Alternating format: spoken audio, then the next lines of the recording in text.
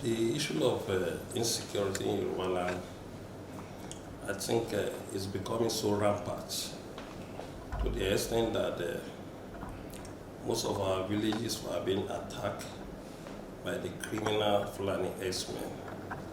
And some kidnappers, not only Fulani herdsmen, even we have some kidnappers that connive with them in that operation. And that was what led to agitation of Sunday Igboho that they should leave Ibarapa because it's an indigene of that area. It's an indigene of Okeogun, Ibarapa. They are the same axis of Yoruba land. And that was what happened. And the report that happened in Ibarapa is a very ugly incident. A PhD doctor was killed, Faborodi.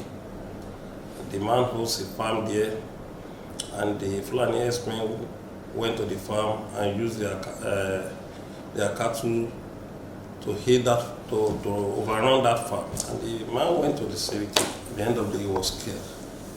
Many incidents happened in that community in Igbora and in Okeogun area. If you don't forget, last year I raised an alarm that the Fulani herdsmen have invaded Igbora. And later I issued a press statement about how the criminal Fulani herdsmen, because it's in two parts. We have the peaceful Fulani herdsmen and Fulani people who have been living in Yoruba land for the past 80 years.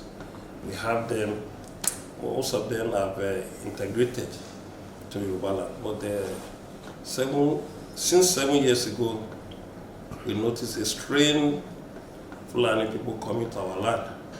And we noticed that most of them, they are not Nigerian from our investigation. They are from Niger and Chad. But unfortunately, the Fulani that was residing with us could not give us that information. So we realized that some of them even shared them with their criminal activities.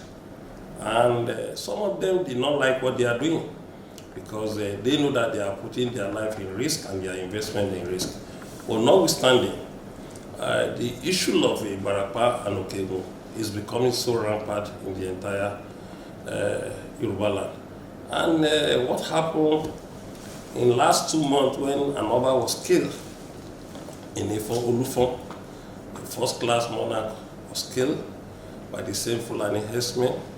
About 2 monarchs was being kidnapped in Ondo State, and they took ransom from them before they freed them.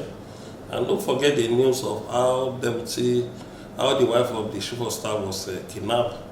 Within 2 days, Amotekun rescued them. And all these things is becoming so rampant to the extent that any good society will not absorb it, will not be happy with the situation. And Yoruba, we are very accommodating. We are very accommodating as a tribe in Nigeria. And at the same time, our people believe in their business. Let us do our business. Sometimes they were not more even concerned about what happened in politics until when the economic situation is becoming so bad that about 40% of Yoruba lay their attention on politics to make money. So what happened within 2 weeks is about the agitation of Sunday Igboho that this is my area, you can't continue to be tormenting us. The responsibility of federal government is to even to protect their citizens, irrespective of where they come from. Either they come from the tribe of Mr. President or not. When you sworn an oath in 2015 to be the president and 2019, the oath you sworn on is to defend the entire Nigeria, irrespective of tribe or ethnic nationality they come from. And when you fail to do that, you are building up anarchy. And you are building a society that will be devoid of rule of law. At the same time, as Mr. President, you're supposed to be the father of all nations. And any tribe that will dent your image during your tenure, you must work against that tribe. And the president must work with the governor of the state. They must be highly coordinated. When the governor complains that some tribe is creating a security threat in my state, you must act on it, even though your family, because the mantle of leadership will be handed over to you by the entire nation. They exercise their rights to choose you as number one citizen. So you have to protect them in as much they have imposed that confidence on you. So definitely the presidency is strong for supporting any tribe that is causing security threat. Not all the tribe.